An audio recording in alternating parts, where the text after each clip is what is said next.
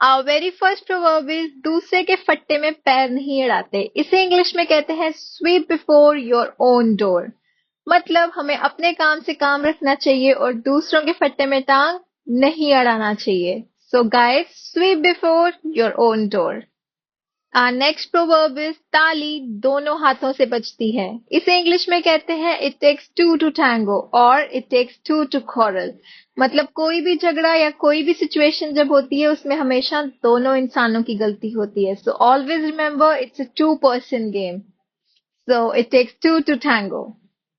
Next up is भाग्य का लिखा कौन मिटा सकता है. इसे इंग्लिश में कहते हैं what is allotted cannot be blotted. It means what's meant to be will be, कि जो हमारी किस्मत में लिखा है उसे हम बदल नहीं सकते. So what is allotted cannot be blotted.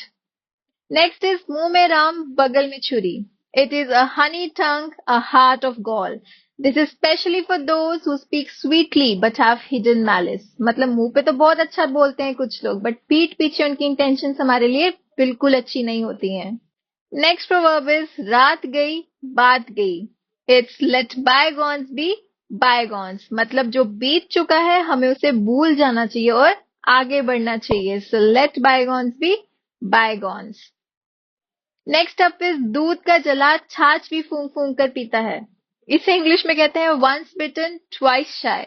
अगर आपको किसी चीज से पहले नुकसान हो चुका है तो अगली बार उस चीज को करने में आप बहुत कॉशियस रहते हैं, केयरफुल रहते हैं.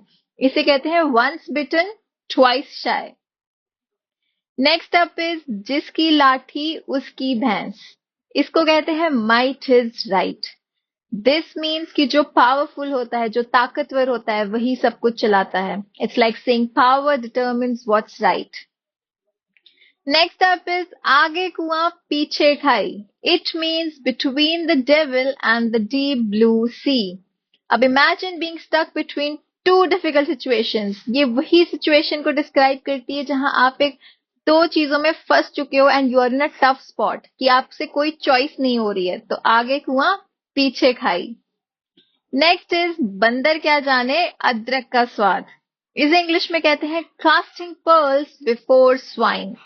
This proverb is about giving valuable things to those who won't appreciate them.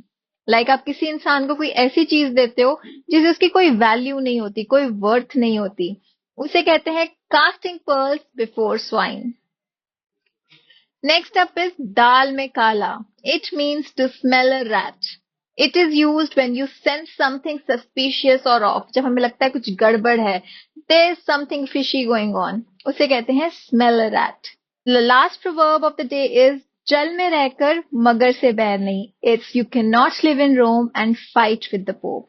It means if you are in a place or part of any system, you should adapt to its rule rather opposing it.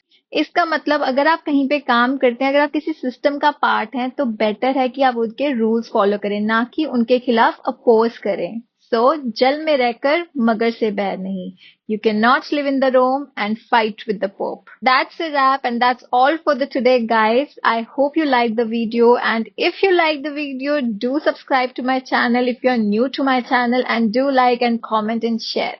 Thank you for watching. Keep practicing, keep growing. I'll meet you in the next video, guys. Bye bye. Take care.